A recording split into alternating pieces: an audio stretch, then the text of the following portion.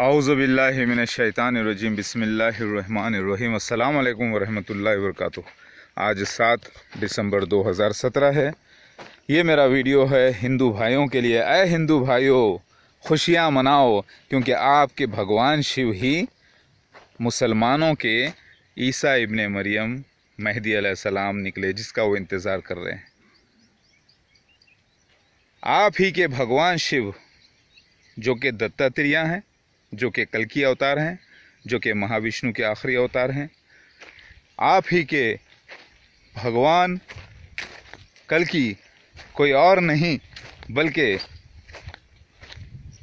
बल्कि मसीहा इब्ने दाऊद, यानी मसीहा सन ऑफ किंग डेविड, यानी मसीहा जिसका इंतज़ार सारी यहूद कौम इसराइल कर रहा है, वो निकले। और वो मैं हूँ। मैं ईसा इब्ने मरियम दोबारा जन्म लिया हूँ मेहदी अलैहिस्सलाम बनकर, नए जिस्म के साथ, अरबी ज़बान में। वही शंकर भगवान के माने होते भग से माँ की पैदा होने वाला अल्लाह का खासियत महाविष्णु है, यानी अल्लाह। ऐ हिंदू भाइयों, आप लोग कहते हो कल्कि अवतार आखिरी है। आप बोलेंगे हाँ ठीक है, ब्रह्मा विष्णु महेश मतलब आखिरी डिस्ट्रॉयर है। आप बोलेंगे हाँ, तो फिर महेश ही कल्कि अवतार हो गया कि नहीं? ज़रा सोचो। आप कहते हैं भगवान शिवा का कोई माता पिता नहीं है, आपको मालूम नहीं है। मैं बताता हूँ। शिव भगवान की पत्नी को आदि शक्ति का अवतार कहते हैं कि नहीं? यानी आदि, यानी शरीक हयात, यानी ज़िंदगी, आदि शिवा। आप बोलते हैं हाँ आदि शक्ति का अवतार है। तो फिर उनके माता पिता है पार्वती के? है। तो फिर शिव भगवान के माता पिता कैसे नहीं होंगे? क्योंकि बैलेंसिंग होना चाहिए ना आदि। तो फिर माता पिता हैं शिव भगवान के। आप बोलेंगे कहाँ, किधर जिक्र है? आपको समझ में नहीं आया तस्वीरी ज़बान में। दत्तात्रेय की तस्वीर देखी है? ब्रह्मा विष्णु महेश एक ही खड़े हुए हैं, साथ में जो है 4 कुत्ते हैं और फिर त्रिशूल हाथ में है। आप बोलेंगे हाँ, तो ये लोग ये जो 3 भाई हैं, आखिर में तीनों जाकर एक हो जाएगा, यानी तीनों शक्तियाँ एक ही के साथ हो जाएगी दत्तात्रेय के साथ। उनके माता पिता का नाम क्या है? अनसुया, अत्रि। तो फिर दत्तात्रेय हो गए कि नहीं? तो माता पिता है कि नहीं शिव की? और वही जो है ना कल्कि अवतार है, और वही शिव भगवान है, और वही जो है कलयुग के देवता वेंकटेश्वरा है, यानी पापों को काटने वाला देवता। तो आप जिसको समझ रहे थे कि ये अलग अलग अवतार हैं, ये नहीं, एक ही शख्स के बारे में, यानी भगवान शिवा के अवतार के बारे में अलग अलग तस्वीरी ज़बान में समझाया जा रहा था। जैसे मुसलमानों में हदीस में ईसा इब्ने मरियम की कहानी, मेहदी अलैहिस्सलाम की कहानी अलग अलग जगह आई है उसी तरीक़े से, लेकिन वह शख्स एक ही है आना, ठीक है। उसी तरीक़े से हिंदूज़ में भी एक ही आखिरी अवतार के बारे में अलग अलग अंदाज में बयान किया गया। ज़रा गौर कीजिए। लॉयन मैन, यानी बाइबल में जिक्र है मसीहा को कहा गया लॉयन मैन, वही चीज़ आपको मिलेगी हिंदुइज़म में नरसिम्हा के नाम से। समझ में आ रही बात? ज़रा गौर कीजिए। नरसिम्हा ही वामन अवतार है, वामन अवतार ही वराह अवतार है, वराह अवतार ही कल्कि अवतार है, कल्कि अवतार ही वेंकटेश्वरा है, वेंकटेश्वरा ही कल्कि अवतार है, और कल्कि अवतार ही शिव भगवान है। अगर आप बोलें विराट रूप देखें महाविष्णु का, तो उसमें बताया गया है शिव भी विष्णु है। तो पता ये चला जो आखिरी मसीहा आने वाला था, यानी मेहदी अलैहिस्सलाम, जिसका इंतज़ार मुसलमानों में है, ईसाइयों में है, मसीहा के नाम से, ईसा इब्ने मरियम के दोबारा आने के नाम से, कृष्णा के दोबारा आने के नाम से, वो कोई और नहीं, वो मुसलमानों के मेहदी अलैहिस्सलाम मसीहा हैं। तो फिर झगड़ा ख़त्म करो मेरे भाइयों। क्यों? क्योंकि कुरान पाक में सारे मुसलमानों को हुक्म है अल्लाह का कि अल्लाह उसके रसूल की इताअत करो, यानी अल्लाह उसके भेजे गए हुए की इताअत करो, और अल्लाह उसका भेजा गया हुआ आकर सारे दुनिया को इस्लाम की तबलीग करेगा। समझ में आ रही बात? नबी मोहम्मद मुस्तफ़ा सल्लल्लाहु अलैहि वसल्लम आखिरी नबी हैं। तो महाविष्णु ने ही वेदों को दिया था, महाविष्णु ने ही बाइबल दिया है, महाविष्णु ने ही मूसा अलैहिस्सलाम को भेजा था फ़िरौन के पास। वो महाविष्णु ही था जिसने इब्राहिम अलैहिस्सलाम को काबा को दुरुस्त करने के लिए कहा। वो महाविष्णु ही है जिसने मोहम्मद मुस्तफ़ा सल्लल्लाहु अलैहि वसल्लम को आखिरी ऋषि यानी नबी बनाकर मक्का में भेजा अरबी ज़बान में, क्योंकि वहाँ के लोग जाहिल लोग अरबी बोलते थे, जहालत में डूबे हुए थे, तो मोहम्मद मुस्तफ़ा सल्लल्लाहु अलैहि वसल्लम को वहीं पर भेजा गया। मक्का जो कि हकीकत में महाविष्णु का टेम्पल था, महाविष्णु की जो माँ बाप की सिफत है, जिसका आखिरी मसीहा आकर जो है गवाही देने वाला था, काले पत्थर का जिक्र जो आता है जिसे आप आत्मलिंगम कहते हैं, तो वो जो मंदिर है वो महाविष्णु का मंदिर है, जिसे आप लोग काबालेश्वरम भी कहते हैं, क्योंकि वो दुनिया को सिखाया गया है कि अल्लाह का आखिरी मसीहा आने वाला अल्लाह का खलीफा होगा। अल्लाह का खलीफा मतलब वो अल्लाह ताला की सिफत को जाहिर करेगा। लिहाजा ए लोगो, ए हिंदू भाइयों, आप लोगों को तो खुश होना चाहिए कि कुरान पाक में हुक्म आया है कि आपके भगवान शिवा को फॉलो किया जाए, नहीं तो वो सब काफिर हो जाएंगे, मुनाफिक हो जाएंगे। लेकिन अरबी ज़बान में लिखा हुआ है, आपको समझ में नहीं आया तो बताइए। अब आप बोलेंगे महाविष्णु अल्लाह है, हाँ, तो फिर महाविष्णु ने हुक्म दिया है कुरान में शिव भगवान को फॉलो करने का, हाँ, अरे ऐसे कैसे हो सकता है? उलमाए दीन से जो कम से कम डॉक्टरेट हैं, ग्रेजुएशन करे हुए हैं जामिया अजहर के, उनसे जाके पूछो कि ईसा इब्ने मरियम ही मेहदी अलैहिस्सलाम है, मेहदी अलैहिस्सलाम ही नूह अलैहिस्सलाम की दी हुई बशारत मसीह दज्जाल के बारे में और मसीहा के बारे में है, तो वो शख्स शिव भगवान है, हाँ। तो फिर मेहदी अलैहिस्सलाम अल्लाह का खासिद है, यानी रसूल है। हदीस बिहारुल अनवार में आता है कि वो रसूल है, मेहदी अलैहिस्सलाम नबी नहीं। इसका जिक्र कुरान में भी आता है, समझ में आ रही बात? नबी नहीं, लिहाजा रसूल को इताअत करने का हुक्म है कुरान में। तो फिर वो रसूल अब बनकर कौन आए? ईसा मसीह मेहदी अलैहिस्सलाम, जो कि महादेव हैं। तो फिर कुरान में जिक्र है कि नहीं है? आप बोलेंगे हाँ है, तो बस आपकी समझ का फेर है।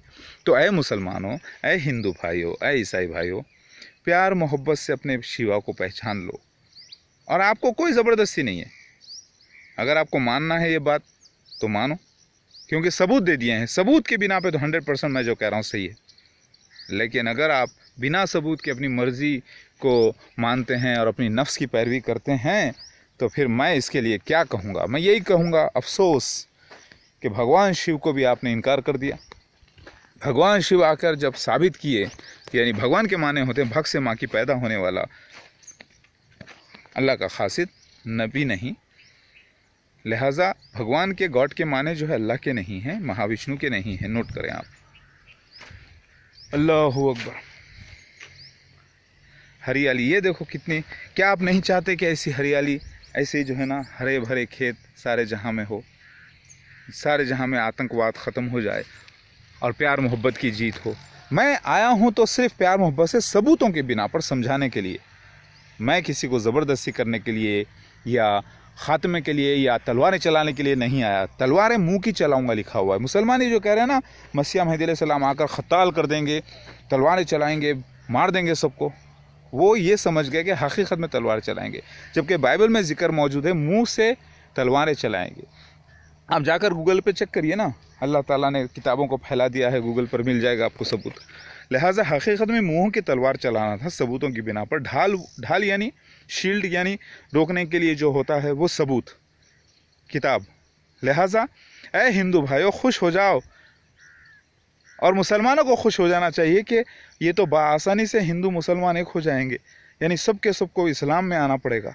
यानी इस्लाम पे क्यों आना पड़ेगा भाई? संस्कृत क्यों छोड़ना पड़ेगा?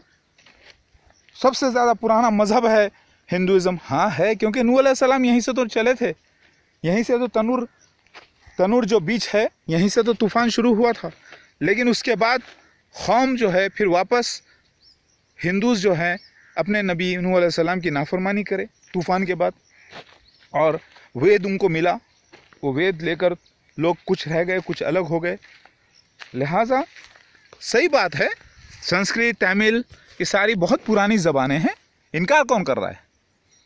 सारी संस्कृति जो शुरू हुई है, यानी जो वाक़या शुरू हैं, वो हिंदुस्तान के नबी, हिंदुस्तान में आने वाले नबी नूह अलैहिस्सलाम के ज़रिए शुरू हुए हैं, इनकार नहीं कर रहे हैं।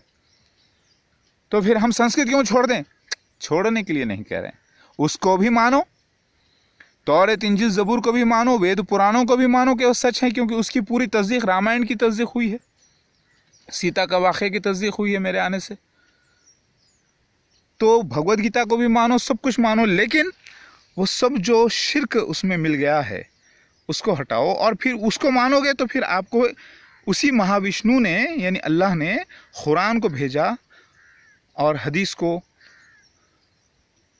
भेजा है, और उसने कहा है, उसी महाविष्णु ने हुक्म दिया है कि अब यही मज़हब मैं कबूल करूँगा। तो उससे आपको क्यों बैर है? लिहाजा महाविष्णु ने ही मूसा अलैहिस्सलाम को भेजा था, महाविष्णु ने ही तो इब्राहिम अलैहिस्सलाम को भेजा था, महाविष्णु ने ही मोहम्मद मुस्तफ़ा सल्लल्लाहु अलैहि वसल्लम को काबा को साफ़ करने के लिए भेजा और इस्लाम को क़ायम करने के लिए दोबारा। तो ये महाविष्णु ने ही फिर महादेव यानी मेहदी अलैहिस्सलाम को भेजा है। तो इतना आपको समझ में नहीं आता? महाविष्णु कौन है? महाविष्णु एलोहिम अल्लाह रा, ये एक ही मालिक है, वही मालिक है, कोई दूसरा नहीं है। तो फिर आप बोलेंगे कि नहीं, हम 5th क्लास में हैं, 6th क्लास में हैं, 7th क्लास में हैं, अब हम जो है 10th में नहीं जाएंगे, 8th में नहीं जाएंगे। कब तक प्यार करोगे? जब कोई पुराना मोबाइल फ़ोन होता है तो उससे आपको छोड़कर नया लेना पड़ता है, क्योंकि आउटडेटेड हो जाता है। उसी तरीके से पहले आदम अलैहिस्सलाम के बीबी हवा के जो बच्चे थे, वो जो 1 साल में ट्विंस पैदा होते थे, वो सगे माने जाते थे। उसके बाद जो बच्चे पैदा होते थे उनसे उनकी शादी की जाती थी, यानी 1 साल की प्रेगनेंसी में जो बेटी पैदा हुई, दूसरे साल की प्रेगनेंसी जो बेटा पैदा हुआ, उनसे शादी की जाती थी। फिर उसके बाद एक क़ानून आया, जब आबादी बढ़ गई, कि अब सगे माँ बाप के, एक ही माँ बाप के बच्चे से शादी करना जायज़ नहीं।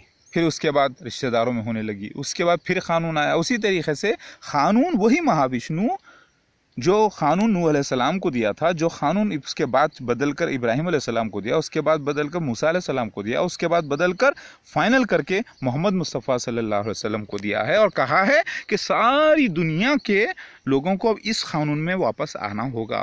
वापस मतलब सही आना होगा। लोगों तक बात फैली नहीं, वो लोग पुराने क़ानून पर ही अटके रहे और उनको मोहब्बत हो गई। भाई छोड़ो, 7th क्लास पास हो गए आप, आओ 8th क्लास में, आओ 9th क्लास में, आओ 10th क्लास में, अब फाइनल क्लास 10th क्लास में आ जाओ। आप बोलेंगे कि भाई हम नहीं आएंगे। नहीं, पक्का जो मुसलमान होता है वो इसी दौर से आया है। वो नूह अलैहिस्सलाम को भी मानता है, जिसका जिक्र मस्सिया पुराण में है, हिंदुज़म में मौजूद है।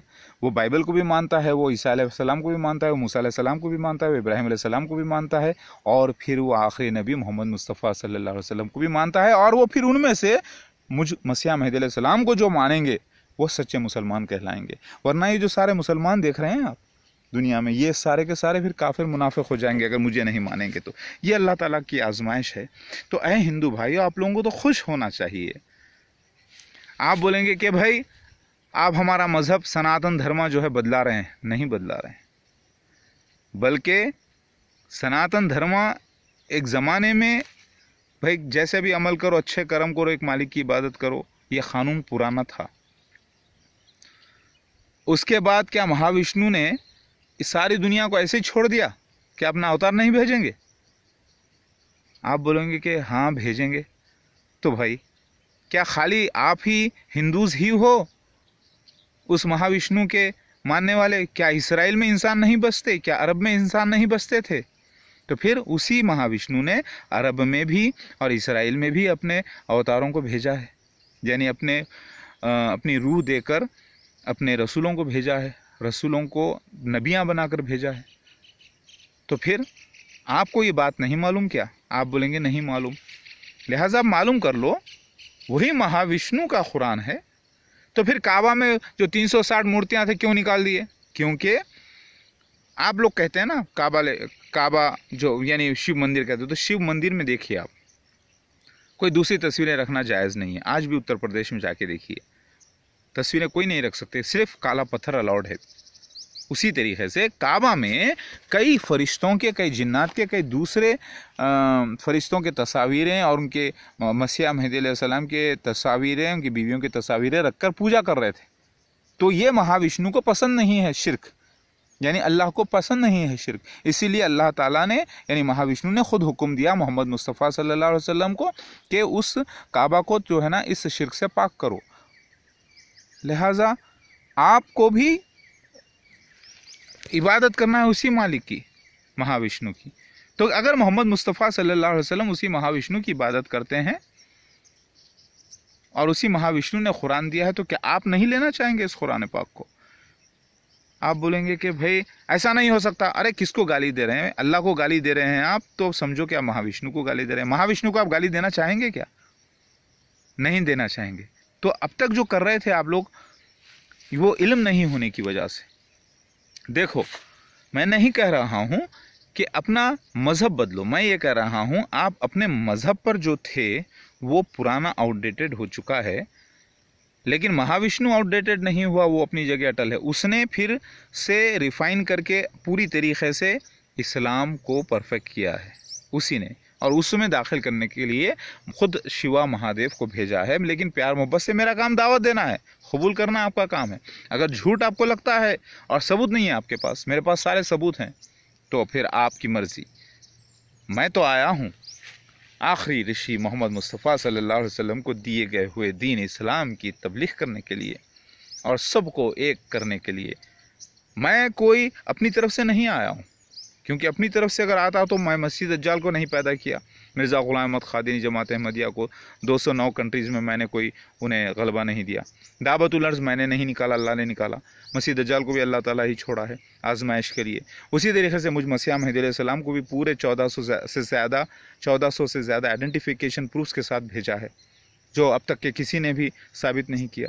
लिहाजा मैं भेजा गया हूँ अल्लाह की तरफ से, ताकि इससे जब हिंदूज ये देख लेंगे कि भाई महाविष्णु ही अल्लाह है, उसी ने कुरान नाजिल किया, तो फिर अब तक हमें समझ में क्यों नहीं आया? क्योंकि समझाने के लिए आपको असली मसीहा की ज़रूरत थी, महादेव की ज़रूरत थी। क्योंकि आप लोगों को ये जवाब नहीं मिला था कि महादेव कौन है, मसीहा कौन है, महदी अलैहिस्सलाम कौन है। आप कन्फ्यूजन्स में थे। ये कन्फ्यूजन्स को मिटाने के लिए मैं आ गया हूँ।